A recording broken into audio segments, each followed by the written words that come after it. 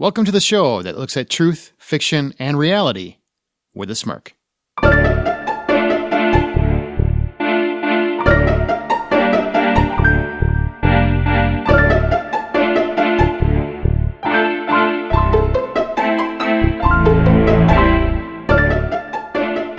I'm Aaron Peterson. I'm Amanda Sink. And I'm Zach Parkerson.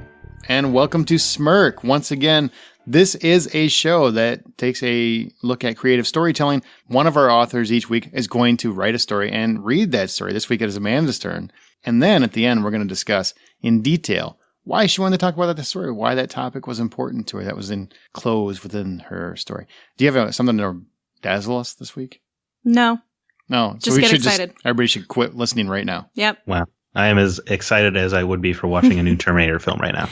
Yikes. That's not very exciting. Wait, Terminator is something you would get very excited about? No, I would not get it because she said, no, she doesn't have anything to dazzle us. Okay. Much like I would not be dazzled by a new Terminator film. Follow along. I'm starting to catch up. I get it. All right, well, nestle into your seats because I'm going to tell you a story.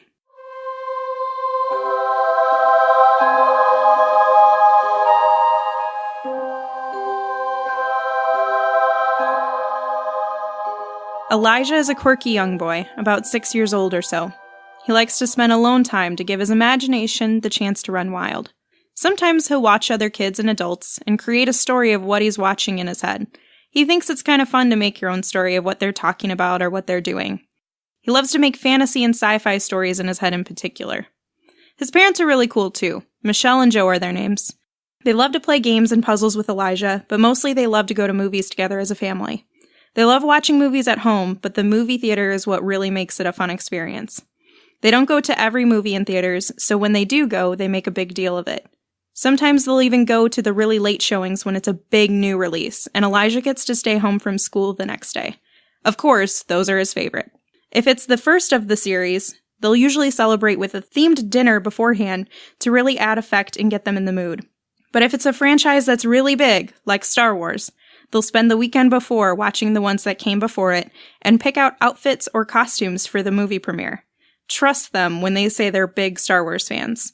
The rest of the family gives them the side eye. They just don't get why someone would design their entire basement with a Star Wars theme and have Star Wars kitchen cutlery. This family definitely buys their opening day tickets the moment they go on sale. So now we're in 2019, and the release of Episode 9 in the Star Wars franchise is rapidly approaching. Who am I going to dress up as this year? Elijah enthusiastically thinks to himself. He tells his parents over the weekend right before the release that he wants to be Chewie this time around. Of course, Michelle and Joe decide to go as Han and Leia. Michelle has a long brown hair to pull off Leia, and Joe has a sarcastic sense of humor to give Harrison Ford a run for his money. They all plan out their outfits, and Elijah's costume is hung inside his closet. He looks at it every day, eagerly awaiting that Thursday night for which they have reserved seats, smack dab in the middle of the theater. Luxury. Thursday night is here, and everyone showing up to this 30-screen Cineplex is in full-on costume. The family reaches the box office to pick up their tickets. They're given a full-size poster and various collectibles to go with it. The box office worker slips Elijah an extra one, winks at him, and tells him Chewie is her favorite character. He walks away with the biggest grin on his face. You can tell he's excited. There are stormtroopers and Siths galore, but alas, only one Chewie. Only little Elijah's. Michelle and Joe ask him what he wants to eat, and he raises his fist in the air and expels a loud yell while saying, "Popcorn!" Clearly, the kid likes his popcorn. He'll probably eat all $22 of it, too. They head into the theater, look for their row letter, and make their way to the seat they've chosen months ago. Lightsabers drawn, battles among kids and adults alike, and laughter echoing the building. The sound emits in sync with the screen. Everyone cushions themselves into their seats. The anticipation is visible on everyone's face. The lights go down, and a room full of eyes are glistening. Elijah's dad puts his arm around him and pulls him in towards his chest for a hug. "I love you, bud," he whispers to his son as the scroll appears. Smiles everywhere as the movie begins. This is exactly what Elijah dreams about all day. The ideas of this universe visually on display fascinates him. "I want to do this," he thinks to himself. The screen is his canvas, and his imagination is the paint. He'll be the next big thing, he just doesn't know it yet. Ooh. Well, at least Elijah gets hugs from his dad, I guess. I guess we got to work on that for you. Wow. Can we talk more about Zach's dad issues? Wow, that's something. I just want to go back to gives Harrison Ford a run for his money. Oh, yeah. No. Oh, Wow. no. Oh, no. Let's not even go there. I got some bad news for his for the chances of Han being in episode 9. Wait, Yikes. what? Don't make me sad. Spoiler alert. Is he no longer in the franchise? Why can't he be a Jedi ghost? It's just wrong. I don't know. So what do you guys think it's about? Magic of cinema. I would probably, I mean, I guess you could be specific and say the magic of Star Wars, but I would probably go with a family that fosters a creative environment, creates the next creator. That's actually pretty damn close to what the moral is. But I also wanted I finally to... got one. Yeah. There's also a tiny element of just the fandom in there that I want to talk about as well. Yeah, I heard the collectibles, and they obviously need to bring it down and remind themselves that this child needs to be nurtured in the ways of life as well, not just the Jedi Council. Why are you hitting all of these questions so early on? I'm not. Wow. What's your first question? What are we going to first? Because we can talk about Star Wars. She hasn't said the specific moral yet. Oh, yeah. What is your specific moral? That the bond of movies for families can help build the imagination of a child and also make them crazy fans. Why do you hate joy and fun? I'll see you guys in like 20, 30 minutes. Well, my first question is, do you think that people go too far with their fandom? Or is it always totally acceptable? Ooh. Including the kids. You have to include the kids. So you can't say it's cute for kids and not cute for adults. I guess you can, but it is cute. But you have to talk about both. I mean, I have some thoughts. Please go. Oh, lead the way. All I'm going to do is talk about how Star Wars diapers on a kid is okay, not on an adult. What if they're wearing them together, though? Isn't that just sweet? No. Matching That sex. is what gets you What in a if sex Grandpa's wearing the offender list. diaper with the kid? Sex offender list again. Yep. Why'd you take it there, man? I'm sorry. Sorry, Grandpa. Don't wear the Star Wars diaper. Oh, they're the adult diapers. Grandpa's very old. What is your point? What are your thoughts? You had Okay, some. so Let's hear them. it is impossible not to have complicated feelings on this. Because on one hand, you have a group of people being able to come together and celebrate something that they all love together, like, say, a new Star Wars movie. But on the other hand, all those collectibles and costumes and all that stuff is marketing. It's selling stuff. It's geek consumerism, raised to the next level. And every time I see that, I think about both of those things a lot, because with the Marvel movies and the Star Wars movies and a lot of these things, there is a lot of people want to be known as the biggest fan. They want to collect all the collectibles. But really all you're doing is playing into a mega corporation's overall marketing scheme. But on the other hand, it is really exciting to go see the new Star Wars movie on opening night. It is exciting to get the cool the lightsaber replicas. All those things are awesome. But at the same time, you're being a fan of something, but you're being a fan of one of the biggest properties on the face of the earth. So you're saying you're not really a fan because everybody else is a fan? You're kind of just jumping in the sandbox with everybody else? Well, it's interesting, speaking of Star Wars specifically, because it is the biggest entertainment property ever, right? Which is exciting on the one hand, because everyone gets to be a fan, everyone gets to talk about it and go to work and all these things. But it's playing right into the reason Disney is such a monolithic corporation. It's because you keep buying all of these things because you want to be the guy with the cool costume at the premiere. Does it help if this family, because they don't go to movies very often because they don't have the money for it? Which is how are they buying the costumes? They don't. That's the thing. They make them. How are they making them? How do they get afford a sewing machine? They can't go to see a movie? I think he's got a good point, because you were asking about fandom. Yeah. And he's not wrong. I know. I just didn't know if it helped this family in trying particular. To get him off his consumerism No, angle? I'm not trying to sound anti-capitalist. America. Why do you hate Funko Pops? That's really what the question is. So I have 2 Funko Pops, So the problem for you is that it feeds into the marketing plan of the companies and corporations that are already making enough money, and not necessarily that people are going and getting excited and dressing up and doing those things. Because if they were to make everything on their own, then it wouldn't be you wouldn't frown upon it. For the family, yeah, I can see what you're saying. That they didn't buy into the overall marketing machine, right? Yeah. But I just would like to know where you lie on the issue. of like what bothers you and what actually is the root of the problem for you with fandom. Yeah, it's so tricky. I think a lot of fandoms come down to feels like a race to be the biggest fan, the fastest fan, the loudest fan. So sometimes I worry that it's betraying what made it so beautiful in the first place when something gets to a specific size. But, yeah, I'm of two minds on this thing almost constantly. That's actually an interesting point, because when it comes to fandom, I'm split down the middle too, because I love being a fan. I'm a fan. Like Zach said, everybody's a Star Wars fan. And if you're not, well, do you really like movies? Really is a question. We're varying degrees, but there is that contingent of people that think that they need to be the biggest fan, and they're always competing. And you know what? Go to any internet board, any Facebook board, Reddit, whatever it is you use, find a Star Wars thread or a Lord of the Rings thread, Harry Potter, and have an opinion about anything that happens in the movie, and somebody will tell you how wrong you are because you do not know as much as they do. They are obviously a better fan because they understand the source material better than you ever will because they're a bigger fan. That's the downside to fandom. The upside is you go to, and also the marketing and the consumerism, that's also a downside. Those are things, very real, tangible things that we get sucked into. We need all the stuff. We need all the toys. We need all the stuff. The kids need all the freaking Lego sets, and we need all the games. We need all the posters, and all that jive. But the wonderful side of it is you see generations coming together. You see people bonding over something. People that have no connection whatsoever, they can bond over this property, whatever their property is. I'm not saying just Star Wars, anything, fandom. Mm-hmm. And to me, that is more beautiful than any marketing ploy or consumer issues that might also exist. I think there's something about being a fan of whatever it is and the gap that it bridges that is just worth every ounce of negativity that is out there. It is worth every angry fan and pain in the ass you have to deal with who knows everything about the property, and he'll tell you every freaking left turn that they take in the movie, even though nobody cares. What exact palette did they use? What colors did they use?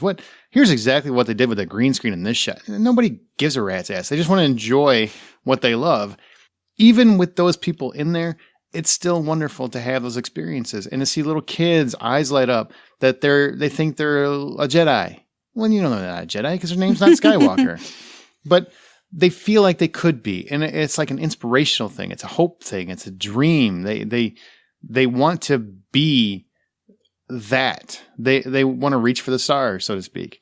And it gives them that unadulterated, blind vision of the future with hope and joy and positivity. It's a beautiful thing. Any kind of fandom that inspires that is a good thing to me. Take away all the Porg dolls, and it's still a good thing to me. Let's back this up.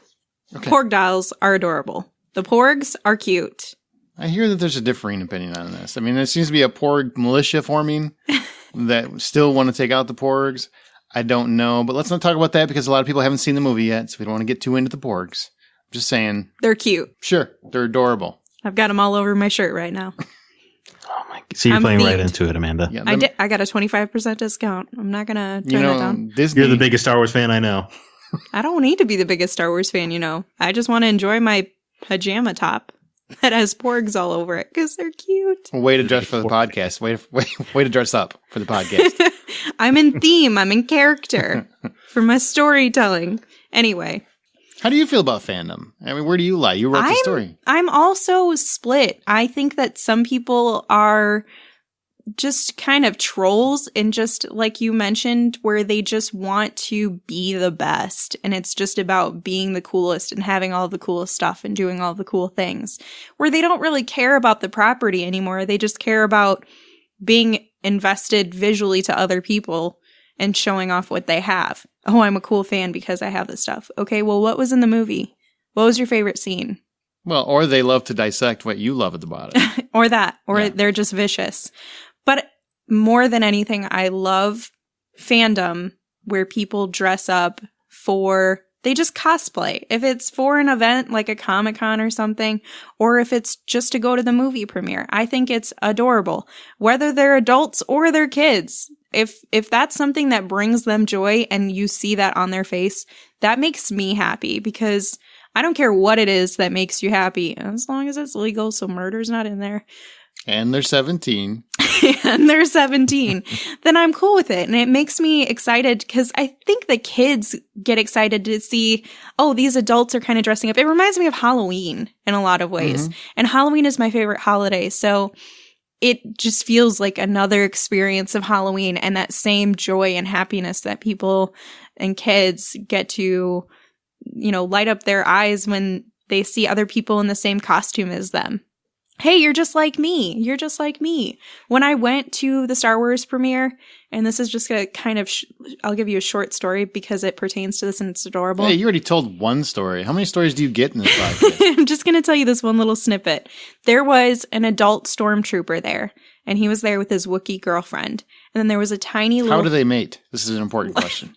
I'm not here to judge them what they're doing. Wookiees have vaginas and penises. Wooka what? Stormtroopers have a lot of uniform. That's you take it off. He had a flap thing, so you actually thought about it. His white. I guess he does have to pee, right? Yeah. So, but there was that a little. Answers I always wanted to know, how do they go to the bathroom? There's got to be a restroom break at some point. Continue. I'm sorry. There was like a probably 3-year-old little toddler boy, and he was wearing his stormtrooper costume, and he was very shy, and he was cute. And the girlfriend in the Wookiee costume Shut was up, like, Zach. That's an awe moment. Hey, can he get a picture with you? He wants to get a picture with you. And the mom said, yeah, that's fine. So, and the kid was so excited. And he walked down the steps, and he was all nervous, but you could tell he was excited. And everybody's wanting to take pictures. And the kid has like a nervous face at first.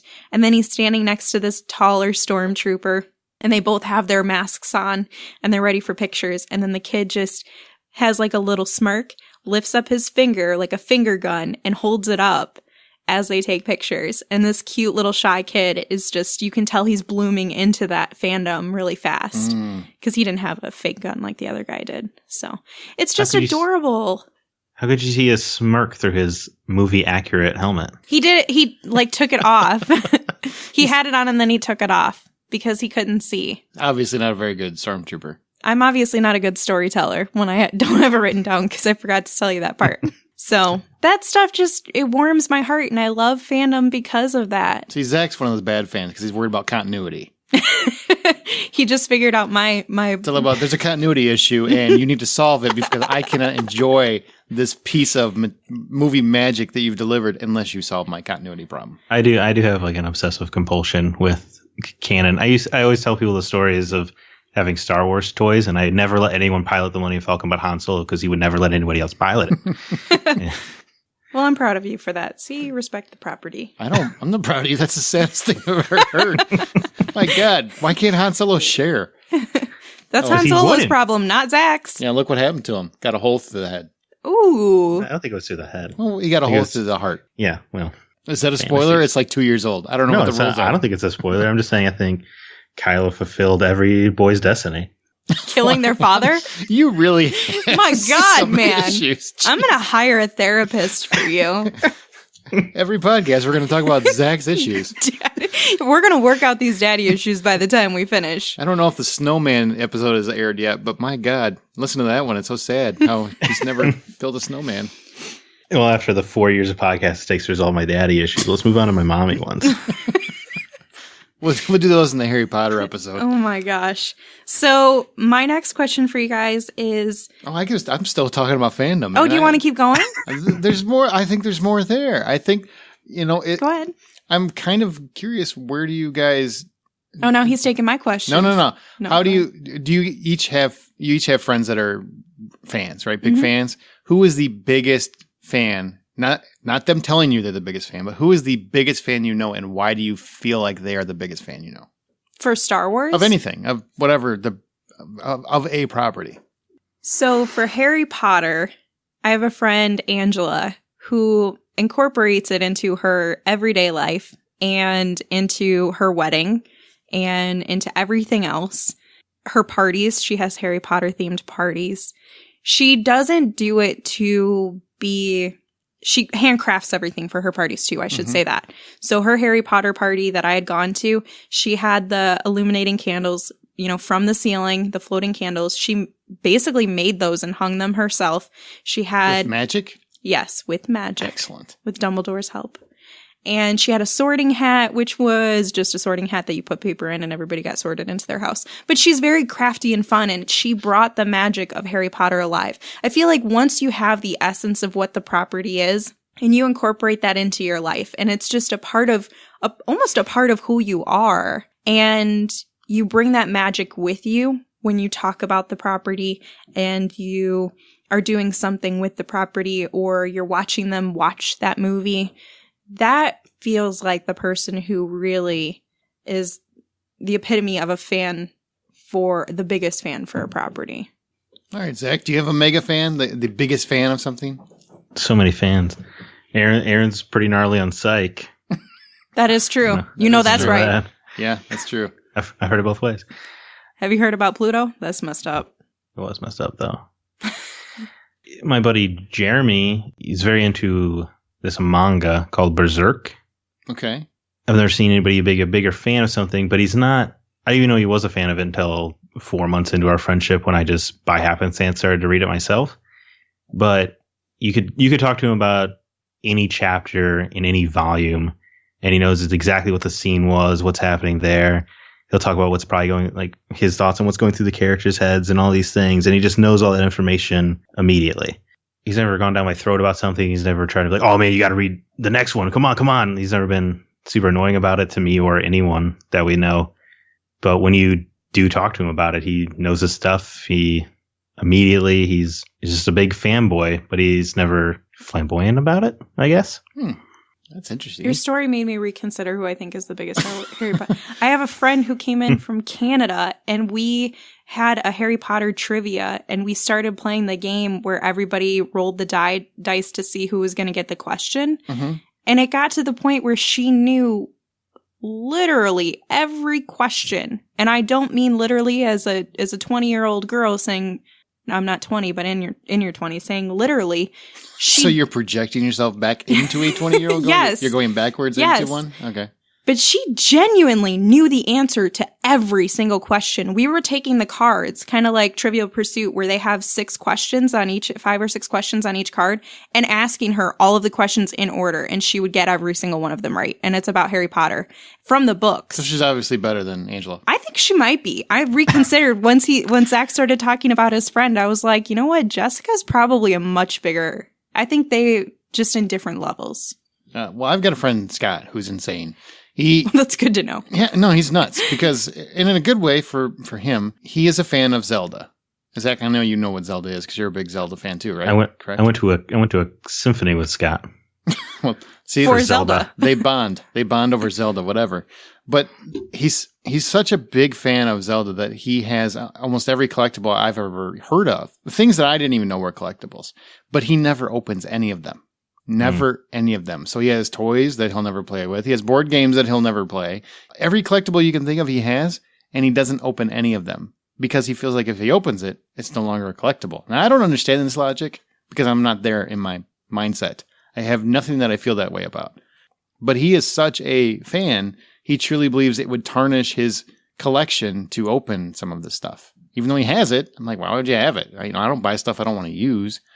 To him, that's the only way that remains pure in a way. So he's the biggest fan of any property I know of anybody I personally know. Doesn't he have a sword too? Yeah, I think he has a Zelda sword too. He probably runs around naked in his Zelda underwear, swinging a sword around trying to be Zelda probably. As a quick aside, I saw Scott's collection once and it's beautiful and it's gorgeous. He has an entire shelf, multiple shelves devoted to it. Like a section of his home is Zelda. It could be, come near it. It could be living space. It could be, but it's not. It could be a place to live. Although my first question when I did see it was, "Oh, I see you don't open anything, huh?" So, and you just don't understand that? I am adamant that I will open everything. See, I'm with you on that. I'm totally on your side on that, but I don't knock somebody else for that. Agreed. So now that we've covered pretty much every topic when it comes to fandom, let me ask you. We really got a lot out of that one, huh? Sure did. Let me ask you guys, a lot of times when we are kids, when we've been children ourselves, we've had this idea of what we wanted to be growing up. We want to be this. We have this idea of who we should become. Do you think that things like movies influencing our imagination can really bring our dreams and lead throughout the rest of our lives to lead to fruition? Do you think that it lasts for the rest of our lives? Or do you think those dreams are just momentary lapses of judgment where we're just excited about something in the moment? Well, I wanted to be Spider-Man growing up. Did you try to spin a web? There was a light switch with a drawstring in my closet. That was pretty tense, and every time I changed my clothes, I would swing in and swing out like Spider-Man. That's not bad. I took do you remember rulers in school? When they had the metal strip along the ruler? Yeah. Uh-huh. I ripped one out and made a web shooter out of it, bent it around, and made a web shooter. Ah, so crafty you two are. I meant like real jobs. Oh. Yeah, Spider-Man. Spider-Man's a real job. I want to try. You know what? Three men have been Spider-Man professionally. That's true. That is true. I don't quite understand why you're trying to kill our dreams, because you weren't happy that yours didn't come true. For once, I was being positive about something, and Amanda's no. I'm sorry. Doesn't work. Spider-Man is the only thing that can make you happy. And I don't bring like you joy. Spider-Man enough, so it can't be a real job. I do, but I mean, because in the story, Sound like my mom. the little You'll kid. never be Spider-Man. It's not a real thing. So now you have mommy issues too. No. My God, man. No, I have dream killer issues. Is what I have. And you're one of them. But do you think that the imagination of a child is so strong that when they think they want to become something that can last for their entire life and finally lead to fruition? Yeah, sure. James Cameron saw Star Wars, decided he wanted to make movies. Steven Spielberg dreamed of making movies as a kid, made them in his backyard, eventually became a filmmaker. So absolutely. How could it not? Unless you have a mother who says you shouldn't be Spider-Man, then you just give up. That's just an illogical dream. She said I couldn't be Indiana Jones too. You know what he was? An archaeologist. He solved history problems, and I couldn't be him either. Look at you now. You're an Academy Award-winning podcaster. Yeah, whoopity-whoop-de-doo. I could have been swinging across caverns, running away from boulders, but instead, I'm talking to you guys. Well, anyway, we'll move along from that question. Unless, Zach, you have something else other than, yeah, sure, you want to add. The question being, can the things you see as a child make you want to do things and stick with you? Yeah. Yeah, when I was young, all I ever wanted to do was talk about and write about video games professionally, and also like be a homicide detective, but... So both of those have happened for you? Not the homicide detective part. It's not as dreamy as they make it seem on Law & Order. You can't just shoot people and be okay. We're coming to find out. out. Are you speaking from experience? It's quite the problem, it turns out. Do not do that. Stop it. But I write about games now on my own site, and yeah, it's definitely stuck with me. It just seems like there are a lot of dreams that start from our imagination and are so excited for, and we think that we're truly going to become those things. And a lot of them fall short. Life gets in the way. But do you think finds a way and also gets in the way? Do you think it's our lack of imagination and motivation and desire, or do you really think it's just the obstacles of life? I think it's life. I really do. I think partly, life beats you down, and then motivation, I think, plays into it too. Because as life is beating you down, you're going to be less motivated to go down that hard road to what you wanted to do with your life, and you'll just take the easy job, or you knock up 4 women or something, so you have to get some jobs going. So why is there so much disrespect for filmmakers who make good properties and then make really crappy ones? They've had these dreams their whole lives. They lead up to these properties and they have one that isn't very good or a couple that aren't very good, and we shame them. That's a weird connection you made. I was just thinking about it. I am not inclined to think you achieved your dream. Ooh. Wow. I guess he had an answer. That was a good answer. All right, I'm going to move off this topic. No, you're not moving on it just yet, lady. So you brought it up. Just because you dream about it your whole life doesn't mean you're good at it.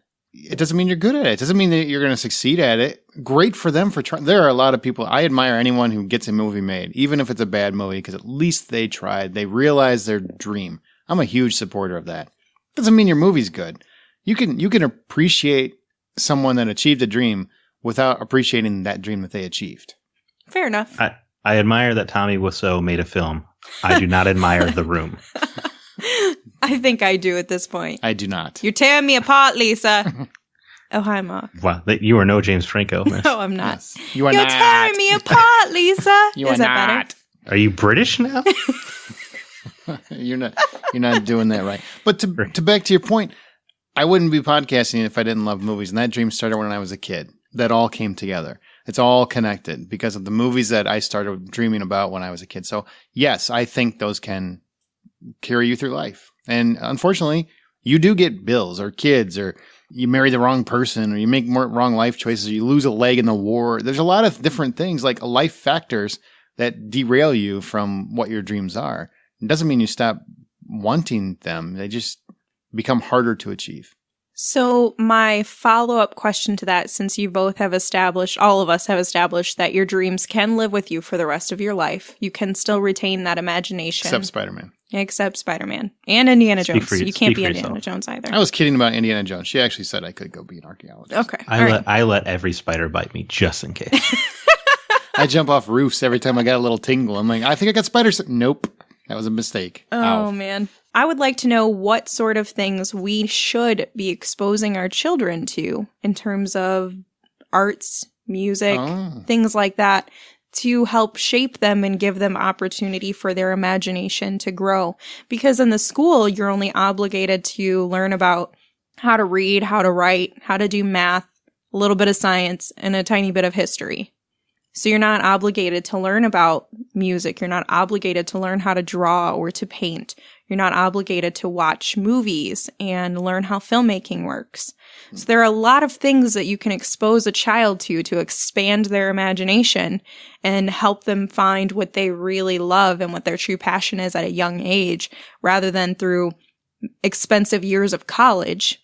So what sort of things do you think are absolutely necessary outside of school to have your child experience, to give them the fullest capacity of imagination? The Punisher. What is wrong with you? It was funny. I'm trying to understand how that works in your theory. So you give a child the Punisher? Like the comic? You are the Punisher. Marvel and Netflix is The Punisher. You call John Bernthal and ask him to come to your child's house? Is that what you do? Sure. I'm going to dissect this argument. If you're going to make it, I'm going to dissect it. So the Punisher, you just show them the show on Netflix instead of showing them some garbage like Dora the Explorer, SpongeBob SquarePants. You plop them down. You show them what real TV looks like and what real men do. Yeah, a lot of real men do that. Real men are angry in your world. Like him, much like him. Obviously, very, very angry. He gets me. In terms That of, wasn't my real answer. I want everyone to know that. What's your real answer then? Is there a right answer? You expose them to No, things it's an opinion. on what you expose them to. You expose them to whatever is around. You can show them what the stuff you like, and if they don't like your stuff, show them some more stuff and foster that imagination and let them find out what they like and what they will define, who they will define themselves as. Nurture them. I don't like stifling imagination. Give it a shot. I mean, obviously, there's you have to clean your room. You have to do things. Maybe don't let them play video games all day long. But moderation's okay. What you don't want to do is to give them a reason to kill their own dreams because, I'm never going to achieve anything. My mom and dad are constantly telling me I'm never going to do it. So you don't want to stifle that. It's very important to nurture. I feel like parents, and I'm a parent, parents make the mistake of responsibility is important because they've been through life and they know that they're where they're at in life, and they want them to have a similar solid life. Even though it's responsible, it's a solid life.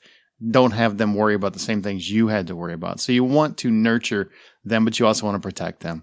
They see that as suffocating them, and then oftentimes it will end up suffocating their dreams. So you have to find that middle ground. So you are fostering and nurturing that imagination, that creativity, that dreaming, while also teaching them the life skills they need to be responsible. So it's a fine line you have to do, but nurturing is the thing I would say you had to give your child. If you have to give them one specific thing, each of you, if you have to give... I just said nurturing. No, if you have to give them one specific thing to be exposed to, whether that is... or something? Yes. Something outside of your education. What is one thing that you would say that a child should or needs to be exposed to? Books. Video games. See, it's still laughing because it's not on this. It's not as respected as books or movies or TV shows. I thought you were making another joke. I'm not making a joke. Video games are an interactive form of storytelling. Therefore, in my opinion, a more powerful form of storytelling. It gets you engaged. It gets you lost in the world. And I know it fostered my imaginations, and I wanted to tell stories, and I wanted to adventure. I dreamed of big things because Link did in Zelda. And I was there the whole time he was doing his thing. So to you, it's not necessarily any video game. It's getting those very interactive storytelling video games to help foster and nurture that imagination and potential. Even Mario, without a story, but not like could have an impact. Grand Theft Auto. Yeah, I don't think they need to play like God of War right away. Right away. Later on, child. I mean, I think I played it when I was like 10. But it's an important form of storytelling, and it will only become more important as time goes on. When the Supreme Court defended it as an art and freedom of speech, I think Judge Scalia said that it's mind-boggling people judge video games the way they do, because as a more interactive form of storytelling, it is perhaps the most sophisticated form of storytelling. Wow. Did you memorize that quote? It was a little paraphrasing. It was done well. He's dead, impressed. right? He did die. So does his opinion still matter? I don't know what the rules are. The ruling doesn't go away, no. And he did a lot of bad things, but he did some good things for gamers. So, do you think arts like movies and music are instrumental to fostering a child's imagination and their growth? They can be negative too. I think everything needs moderation. If you allow too much, a child can often overindulge, and then it becomes a problem. It's just like anything else. If you're going to do some cocaine, just do a little bit. You don't do a lot. Do enough to get you through the day, get a bump, get you through the day. A hard lesson learned. There you go. Exactly. Would you say the same thing for books in moderation? Yeah, I would say the same thing. I would say the same thing for anything. There's a moderation that comes with it. Otherwise, you lose the ability for social skills or responsibility, work skill. There are certain things that you will give up to do more of that hobby, and I don't think that's necessarily a good thing. So foster it, nurture it, moderate it. What do you think kids need, Amanda? I think they absolutely need to have some involvement with music and with film and with even video games. If you had to pick one, you made us pick one. Pick one. And don't qualify even video games, okay? Well, it's a judgment. It's a judgmental topic. So I was saying just made even some judgment. No, even video games. Pick one. I got music. A future story in the I would say now. music, because music expands in your brain and uses more than any other element that you are performing in, because your brain needs to use multiple different aspects at the same time. To teach a child to play musical instruments. Yes, musical instruments, not just listening to music, performing on some instrument and getting them involved in reading music as well. Because it's not easy to start reading, especially if you're doing things that are a little bit like guitar and piano, drums. Otherwise, we'd all be Billy Joel. Exactly. So I think music would probably be the most important, and having that exposure into arts where most people are already entertained in music in some level. So if they are able to choose their musical instrument and experiment with them to choose what they like, and maybe they don't want to keep playing instruments for the rest of their life, but they should have that exposure and allow their brains to kind of grow with that. So my final question for you both is, what is your favorite thing about going to the movies, to tie back to the magic of cinema? Do you have a favorite thing, or do you hate movies too? Well, yeah, I used to like going with people I liked, but I don't really go to the movies with friends and family anymore, besides my wife, who I do enjoy seeing films with. But I did like going with a group of people to see a movie and discussing it afterwards, like a steak and shake or something. But I don't get to do that much anymore. My favorite thing is just being lost. For me, my whole life has been surrounded with movie and movie culture because of just how I was raised. And long story, and we don't have time on this podcast to go into my childhood. Movies have always been very important. So to me, a movie is where I go to de-stress and to get lost and disappear. So it's the magic of just being there. That's why I love going to the theater, because if I'm at home, I'm not lost. There's people walking around, or there's somebody asking me a question, or the phone's going to ring, or whatever. If I'm in a theater, even if I'm with people, it's just me. focused on whatever's happening and being lost in that moment. And it's a way for me to decompress. It's a way for me to process. It's my perfect happy moment. It's like Happy Gilmore. It's my happy place. I am so with you on that. It is, I do not like roller coasters at all. They terrify me. Random connection? Wait for it. I can't even stand on a chair without getting scared. That feeling of adrenaline that you get and happiness and joy when you are on a roller coaster, that, as I've been told, you experience happiness and joy, is the same feeling I get when I go to a movie, particularly horror films. I enjoy those a lot. But I love being able to escape into whatever I'm given. I do the same thing as you, where I feel like it's just, I'm here with me. You might have like the little ha moment with whoever's sitting next to you, but you are so encompassed in what's going on screen, and you're engaged, and you feel the range of emotions throughout a 2-hour process. And I love that it is a release for me. And it is the equivalent of a roller coaster. That ride of emotions is the same feeling that I get when I go to a movie. And I think the magic of what you can do to pull feelings out of people that they weren't expecting to give the filmmaker, is a beautiful thing. And I love the magic of movies. So do you guys think this story was truth, or do you think it was fiction? Fiction. Truth. No kid's that happy. Just because you didn't encounter that when you were a child. It actually is, it is fiction. I have the tiny little glimpse of the stormtroopers. Hey, I have the little stormtrooper that kind of sparked my idea for this. Spark, new Star Wars movie. Zach, when you see it, you'll get that joke. Yeah, I don't. What? What? What? So what's the title of your story? So originally I was going to go with The Mind's Eye because of imagination. But then as you were talking and you said something, Aaron, you said reach for the stars. That seemed to encompass everything I was talking about for this story. So I'm actually going to go with reach for the stars. Because when it comes to movies, I know what I'm talking about. Oh my God. Get out of here. Just you got 9 freaking movie and TV podcasts. Doesn't make you a know-it-all, Aaron. I'm the biggest fan. I am the biggest movie and TV fan that you know. All right. Well, as our show, I'm pretty disappointed that neither one of you referenced me in your biggest fan story, but that's cool. As our show, you didn't reference us, jerk. You referenced Scott. Yeah. Scott of all people. It's Zelda. He's such a psychotic about it. So yeah.